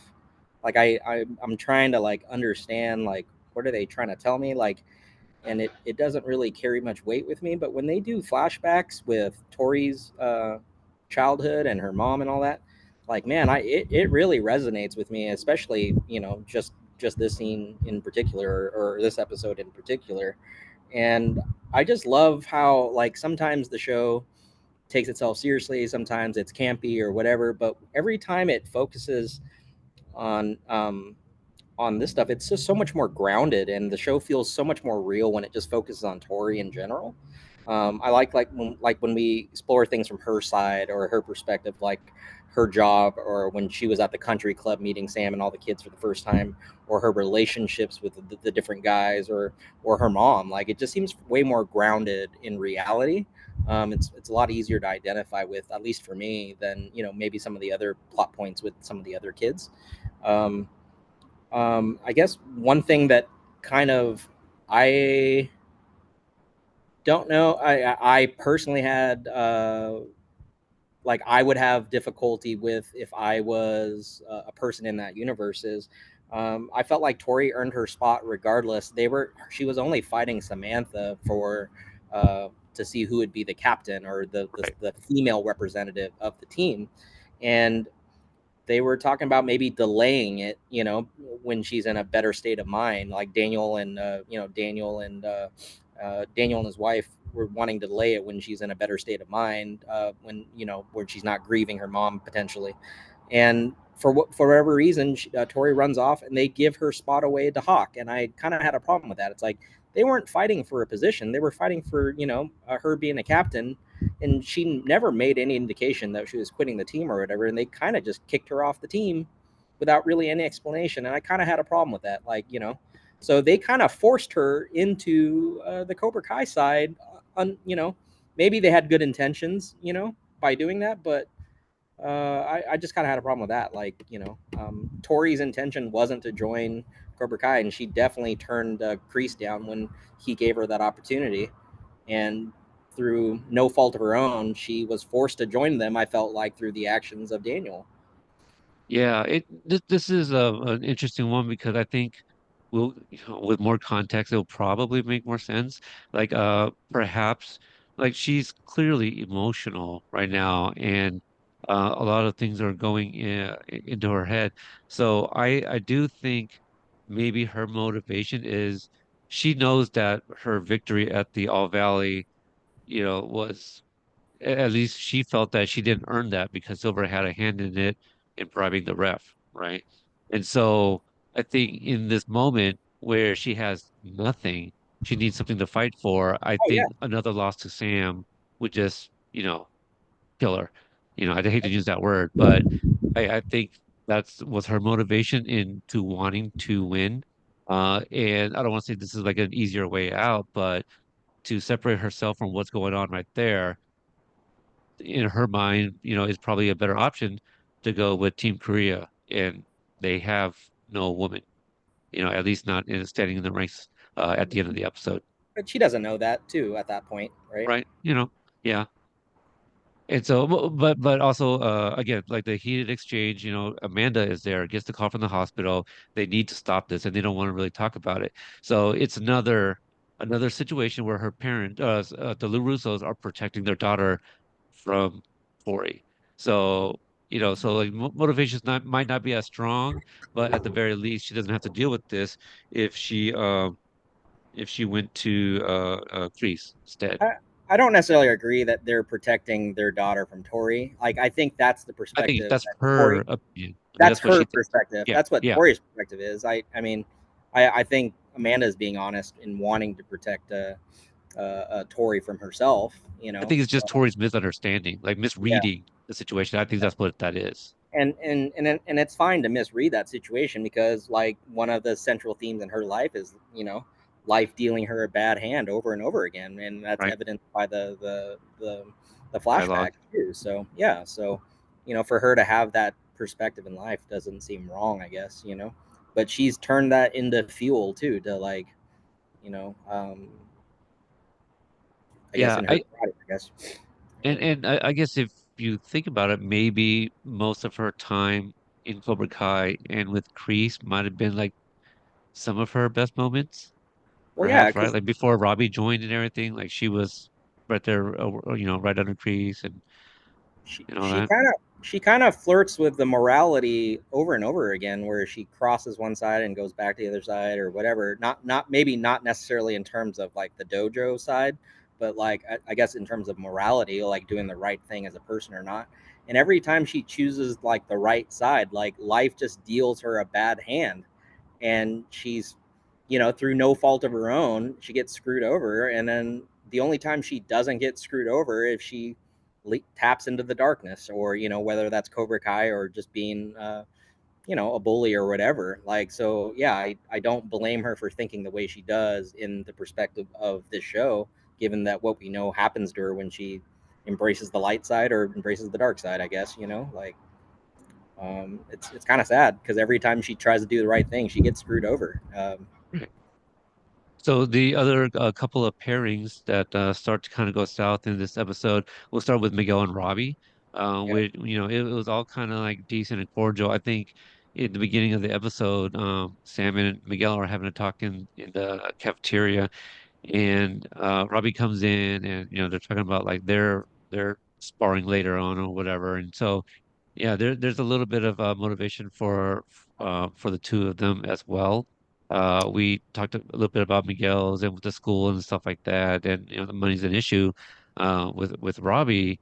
Um, but wait, is Robbie kind of what's going on with Robbie? I'm kind of forgetting. Oh, because like he hasn't had a win, right? Like he had like a kind of a heated workout on his own, and he's thinking about like losing to Miguel and stuff like that. Yeah, There's a I, little I bit of didn't that. A little, I didn't think this conflict really resonated relative to the other times that they were feuding. Like, this seems pretty low on the conflict scale for these two. Like at various times they were like an 11 out of 10, like feuding. Like, this kind of feels like more like healthy competition. Like, they're still on the same team after it's all said and done. They're not willing to like sacrifice their morals or cause serious harm to the other person. Like, they're still, but I thought it was weird how Robbie went from wanting to do right by Kenny to like now just kind of moving on beyond that. And now it's about himself and wanting this win for his own personal satisfaction, or for for his own journey, because it sounds like he's not really on that path to college where all the other kids are talking about college. So his only goal short term in life is just this. I feel like, like he doesn't have any kind of future that he's talking about, whereas the other kids do. So yeah. his own motivation is just becoming captain so he could win this for that reason. So It is interesting. The stuff with Kenny, perhaps that's something like we're getting a little bit of a closure on that, where Kenny was kind of left alone and didn't really have anybody. And so Robbie comes in to make amends with him, perhaps. And now it's like this is the next short-term goal of mine is that I need this win. I need this unjustifiable like dub. Like I did this and there was no shadiness in my victories. Um that's kind of my guess. And then maybe we'll revisit the Kenny thing, after they win or whatever towards the end of season or at the end of part three. Johnny and Daniel at it again. And even Daniel or Johnny tells Daniel that, like he's gonna stick it with him till the tournament, and after that they're done again. Um, if you have any thoughts on that, it's just kind of like, I mean, we've seen this, it sucks, but they're kind of resetting everything so that way everyone will have to kind of regain each other's trust and work to build up Team USA again from underdogs. um yeah, I didn't have a problem. It seemed pretty authentic to how those characters have been. I would have liked them to like, I think they've been through so much and have moved beyond some of like their bigger conflicts that you would think something like this would be so minor that it wouldn't be that big of a deal. Yeah. Especially now that Johnny, we haven't even touched on it, but Johnny got a job with Daniel at the He kind of took the job. yeah, he kind of took the job, but I mean, yeah, so it's weird to still hang on to some of those feelings when they're all rooted in a tournament win from what 30 years ago, right? Like, especially as Johnny showed so much growth in his life and now he's about to have a kid. It just seems so petty to for these two to still be feuding in a way when a lot of the kids were able to go back and forth and joining different dojos than when those wounds were still more fresh than the wounds that maybe Johnny and Daniel have had to deal with, that they can't put that past behind them and some of the kids have. So And maybe that's a lot stronger, right? The fresh one is like it's still fresh, but like the wounds that have been there for decades, like you've been living with that. So yeah, I think, it kind of adds to the, lack of a better word, animosity, between the two. Um, but look at how much growth Johnny has shown since season one. Like, you would have think someone like him that has that growth now, he's becoming a parent. Like, you think that, and he's improved his relationship with Robbie as a father too. yeah. Like, you think that maybe like by now that he could let that go. And we're certain that they will, right? Like this, I Yeah, yeah. can't see this show's I'm gonna sure they end on a happy ending, yeah. loopholes closed and relationships really, really good. Um, I think what Johnny says is probably prophetic, like after this, he's done with them, but not to that extent. They I think they'll end on very good terms. And what So Johnny too. is really saying is that he's hanging up the gi after this. Oh, really? He may not be thinking about it right now, but I think the show is possibly setting up that, yeah, after this, he's gonna have another kid and he's older.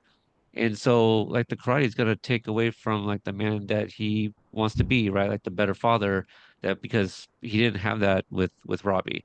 And so I would be okay with that too because that's Miyagi-Do. Again, that's not Johnny's legacy, is Daniel's. Cobra Kai is John Kreese's legacy, not Johnny's. Eagle Fang has been torn down, and as far as we know, we may not see another gi in that Eagle Fang. I don't know if Johnny cares to open up an Eagle Fang dojo at the end of this, so like he will like him and LaRusso will still be friends at the end of this when it's all said and done. And LaRusso Yeah, may yeah, continue to open up dojos or he may not because he's got the car dealership. But I think Johnny is possibly done with karate after this. yeah. And you would think Daniel would be done too, especially with all the promises he made his wife, right? Yeah, right. Yeah, Oh, they teased it. didn't they tease that too? Like Yeah, after this Sakai Taka is over, that there either you go. Chosen or Johnny would I take think over the ambulance. they're setting up for something else. No more dealership, no more karate, and they're going to start something on their own, a new Oh, no venture more. together. They teased no more dealership too. No. I'm saying maybe this is it. Oh, oh, oh, Oh, maybe the dealership is still there, but maybe Johnny and Daniel both hang up the geese and they start a new partnership on something else. I don't know, oh. or maybe a partner in the Russo Auto, and it's I don't know. Maybe we end on them fighting over the name Yeah. of it. So There was one part I got the reference. They've mostly been sticking with '80s references the whole time. But there was Jerry one Maguire, reference to Jerry Maguire. What do you think of that? That was a I '90s called it out. reference. I mean, to me, it's funny, but it's a completely different audience than an '80s audience. I liked it. I thought it was funny. Whatever. But seemed a little bit out of place for this show since mostly every reference has been '80s related. But Yeah. I don't know if today's youth would know that movie. I don't know. Like, I think so. I think Jim okay, McGuire is one of those. Um, so I misspoke. I said that I said that, but I didn't say it to you. I mentioned it in my live reaction video. I was like, oh, oh, that's okay, it's like Jerry Maguire, and then they yeah, actually say it. They actually reference, oh yeah, doing your Jerry Maguire kind of thing, and also when Miguel and Robbie were gonna fight. We don't really have to get into that. Like I think people kind of have an idea how we probably feel like we get the motivations and all of that. But there's a point where Johnny goes up to I think Miguel first and basically wishes him good luck or whatever he says. And I kind of repeated exactly what he just said to Miguel. He walks to Robbie, it says the exact same thing. I was like, man, I called it. Like I thought that was telegraphed. Like I saw that coming a mile away, and I kind of just joked on the live reaction that I was like, man, I know these guys, But yeah, it was just the way it was kind of like blocked and the way Billy delivered that line to Sholo first. I was like, oh, he's gonna repeat that to Johnny or to Robbie. Um, okay, so one of the things, we talked about, well, you also keep referencing like how Johnny has grown. One of our favorite things about the character of Johnny in this show is like peak Johnny moments. And I thought this was a little kind of like, really, Johnny? Like I would have expected this out of you by season 6. But it's Yeah. when he took like both boys on the phone, which is a little unbelievable. It's like, He took what? well, unless they were preoccupied with something else and they would have known their phone's going to be missing. But, I guess once it's gone, it's Oh like, yeah, well, who has my phone? So that aside, yeah. but the fact that Johnny thought that he could instigate by calling and texting from those phones and actually cause a fight, I thought that was a little like, okay, that's something a little hand wavy that I didn't really quite buy. Well, they poked fun of that too, how he's not tech savvy, and the girls like sniffed it out immediately too. You know how he's just It's his dialogue to them. Just like yeah, what? Oh, that's totally, like Miguel, not me or whatever. But also it's how they funny, but it didn't seem realistic to me when Miguel's text to Tory was like, "Hey, mamacita," like that's funny to us. yeah, But if you're thinking like, "Oh, I'm trying to convince Tory for real," yeah, Miguel doesn't talk like that, sure, sure. you And know. that's just Johnny being Johnny. So I I didn't know have that. it is it's in line, but I would just think like that should have been more like season 4 Johnny when he was talking about like yeah I'm awake, or things like that. I think it was fine. There's times where Johnny needs to show his comedic self, and I was okay with that part. Okay, if there's nothing else, I want to end this with talking about the Mr. Miyagi's box, a little bit about that, and maybe some speculation. Let's see. Let me see if there's anything else. Uh, I guess I remember back to like comedic timing. I thought it was really funny when Johnny was taking the customer out on the test drive Yeah. and then kind of spotted the car and he just turned his wheel really fast and did the little forgot how it went, but he turned the wheel really fast to the left and pulled off on the road. Like for some reason, I just thought that was really good comedic timing. Again, just again to reiterate my point that you don't really need a comic relief because Zapka has great comedic timing. That And, was just my and maybe we're done with Stingray, right? Like that might have been it. He's just a foil to yeah. remind Johnny that like, yeah, Cobra Kai was really cool under you. And it you know, kind of gave Johnny the insight of like that being Kreese's legacy, not his. And then this is just more my personal observation, but early on in the series, I just didn't really like the character Robbie or Samantha. Okay. And now that we're in this final season, all those like complaints I've had and all those concerns that I had, they've all been addressed, like every single one of them. And I actually like how they're being handled and written and how they're being acted and everything now. Like I'm not rooting for them to fail. Like I really like what they've done with Robbie's character and like the growth that he's made and the choices he's made. They seem characteristic, like where I felt like, I don't know, they were trying to make him feel like this really tough macho guy in the prison, and I just didn't really felt like that was accurate. Or when he was the juvenile delinquent, I just didn't really see it. You know what I mean? Like, and where he is now in life, like I just feel that's just way more authentic given what he's gone through or whatever. Same with the Samantha character. I just like I just feel like there's just not that the writers have done a really good job. Maybe listening to maybe what some of those complaints were about them and fixing them all. Like there's not really a character that I dislike right now. Like they've all been handled pretty well for the most part. It's like you just want to see more and more of them, and there's only so much screen time, and that's a It's a good thing. that's yeah, it's exceptional writing. I feel like it's Yeah. they actually care, and it's they actually care about the characters and the subject matter, and I appreciate that. They care because they know that we care, and this is a team we're supposed to be rooting for, but we still got to make them underdogs. So Yeah, the drama and the tension, it's real and it's interesting and it makes us watch and pay intently and listen to like the details. And so when they make these amends, they can't really take the time to build these characters back up, like in terms of their chemistry. And so, Yeah. like, that already has to be there. So I feel like that's kind of the stuff that we were getting early on. It's like, hey, man, they're friends. Oh, look at them walking to the first day of school together. When like the previous year, most of them went home early. One ran off. One ended up on a stretcher, and one badly, so a lot happened just the previous school year, which is wild. And so, yeah, I think, yeah, to what you're saying, that, but also chemistry's already there. We're just going to splinter these characters temporarily because ultimately we're going to be picking them, even though some of us might, just want to sit at the table with Team Korea, like me. But yeah, I think they heard us because they say it themselves is that they too are themselves fans just like us. If they weren't doing the show, if they weren't standing on the stage just looking at the fans, they'd be in the stands with us watching somebody else do it. So a little paraphrasing of something that Josh Hill has said at a live fan event a couple years ago. So let's end it with Mr. Miyagi's box. We find out Yep. there's some boxing gloves, which leads us to a gym, and the biggest it's not even like aha moment. The biggest reveal, just kind of like WTF, like, wait, what is going on now? And you didn't know this because I had to explain it to you, right?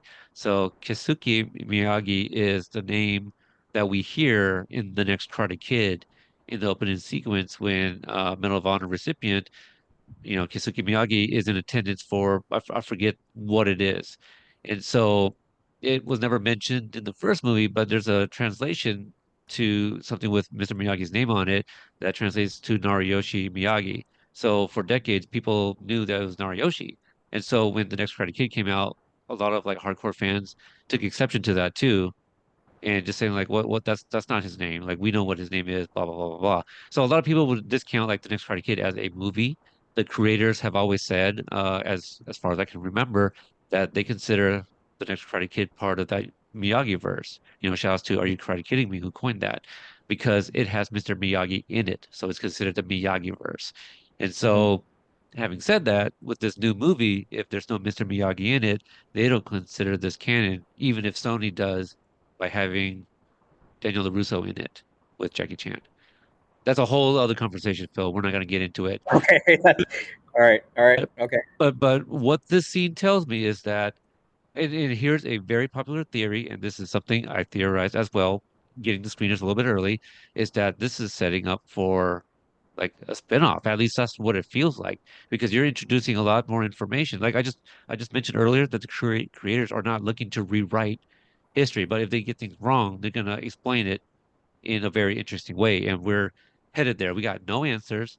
We got some Chinese currency. We got boxing gloves, a passport with his real name and date of birth. So there's things that Daniel doesn't know about him, and neither do we. So we're Daniel right now. We're trying to figure all this out. Even Chosen threw out the possibility, like, wait, did he have a brother?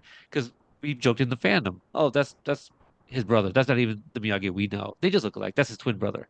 I Yeah. even made a fun graphic because I was able to get like Doctor Strange's like little portal thing, and I put both Miyagi's from both movies, one and four together, and one was seen through that Doctor Strange portal, and it's like, "Hi, I'm Nariyoshi. Who are you?" 'Cause it's Keisuke. Like you look alike, but you guys are not the same character. Got it. So I think they're about to kind of explain that away, so that way we have like every information is correct. Right. So Okay. now, yeah, if we introduce anything from the next Karate Kid, it's canon. And yeah, that information was wrong in that movie, but this is how Cobra Kai explained it. And I think that's what they're doing.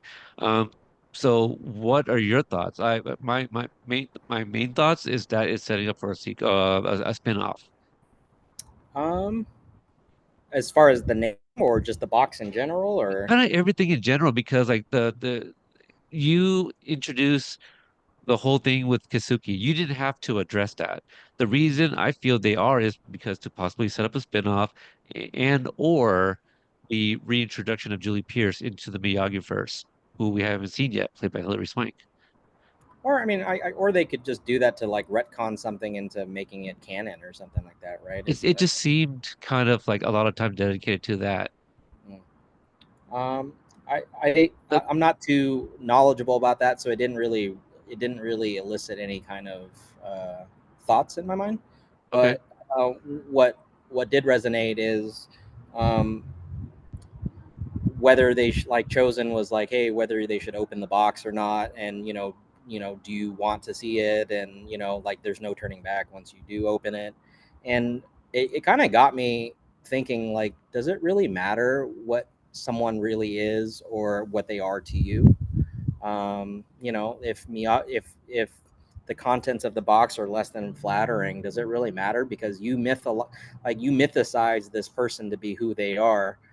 Chances are, you know, we put this person on a pedestal and we mythicized them and made them greater than what they really thought of themselves potentially. But it shouldn't really like marginalize what you. I mean, it shouldn't really take away from what you originally thought. Like, in a way. I mean, for instance, like our generation has mythicized Michael Jordan, like, 6 rings and never been defeated or blah, blah, blah, and part of it is, just the, uh, like Nike and all the different, videos and stuff that we would see. And you know, um, and maybe today's generation doesn't necessarily have that because they have social media or whatever, but it doesn't really take away how we feel about them. Like, maybe that's kind of a weird tangent, but I don't know, like, maybe if I guess we're finding in this day and age, like, sometimes knowing too much about someone can change how you feel about what they were to you, I guess. Like, we're in this day where celebrities are so accessible that we just view them differently than celebrities of the past. And to Daniel, Miyagi could do no wrong, and no one else seems to have felt that way about Miyagi that we have seen, except for Daniel. And Daniel will tell the stories of Miyagi to everyone else, and no one else really feels, you know, like he's this Jesus-like figure other than Daniel. But that doesn't rob what Miyagi was to Daniel, if that makes sense. So right. I don't Uh, know. I it's you know whether it's whether whether if this stuff about Miyagi was true or not, it shouldn't really impact Daniel, right? Unless Miyagi did some really horrible stuff and that made but like the stuff they accused him of was pretty minor to begin with, anyways. He just oh wasn't yeah, perfect. Who is, it's out right? of context. It's out of Yeah. context, and so like, are they going to show that in a flashback? Is that flashback going to lead into a spin-off to learn more about what we don't know about Mr. Miyagi? At the end of the day, if the spin-off happens and it's a limited series, 1 season, something like that, at the end of that show, we're still going to feel the same. But how cool would it be to actually explore, these stories, the unknown, and get more layers of a badass, right? Like, we know he's a badass. Show us young Miyagi that was even more badass, that was also human and had flaws and faced the law and stuff like that. Daniel found out a little bit about that in season 3 from Chozen. And so why are you setting up all of this? Because I feel we're going to explore it uh, a little bit more. So because obviously, as of right, leading into those final moments of episode 5, excluding the arrival at the Sekai Tekai, seeing Tory with Korean Cobra Kai, towards the end of that episode, we get a callback to that Miyagi box because Sam is, putting on her headband, or maybe she has it on, and at some point Daniel sees the headband, and he's like, "Oh, that looks familiar." We didn't see it the first time they opened up the box. They purposely kind of hid it. You can kind of see it if you go back and look at it, because I did that. Hmm. And he finds out that Mr. Miyagi too fought in the Sekai Tekai. If he didn't fight, at least has some sort of ties to it. This headband that he kept all these time has some significance. Also had dried up blood in the back of it. So, it was a brutal fight. So there's a story to all of this, and there's no way they introduce this and leave that unanswered. And it kind of contradicts what Miyagi talked about with Daniel before, like in the movies, right? Like, that he was kind of against tournament fighting to begin with, isn't he? And there's probably a reason for it, right? Which is Yeah. probably the Sekai Tekai. So now we understand Yeah. in hindsight. You go back and you're like, oh shit, that made sense. A lot of people kind of had like an epiphany when in season four, Terry Silver talks about like, it was the 80s and it sounds silly saying it out loud that, like we tormented, like a 16-year-old kid. Like I forget the dialogue, my apologies to those that like have it memorized. But um when he said that, some people had the epiphany, oh, he was on coke. That makes sense. I always just thought he was on That coke. was a Like that was a funny monologue though. it was, but it's just like I guess I never thought that some people would have thought that, right? So that kind of goes back to like, you could question everything that you said, but you can question everything that Miyagi said in the first movie, but wouldn't it be more interesting to find out the reason he tells Daniel these very things because he himself was not perfect, you know? So this show that's kind of has one foot in like groundedness versus like a little campiness.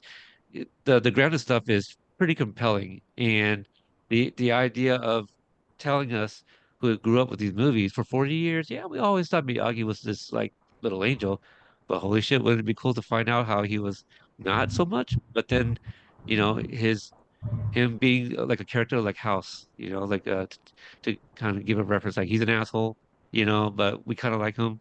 And so like, what if we get this young Miyagi misguided and all the stuff that was happening? He's a lot more gray than he is white, that kind of thing. So When they choose to ground the storyline, have they ever missed?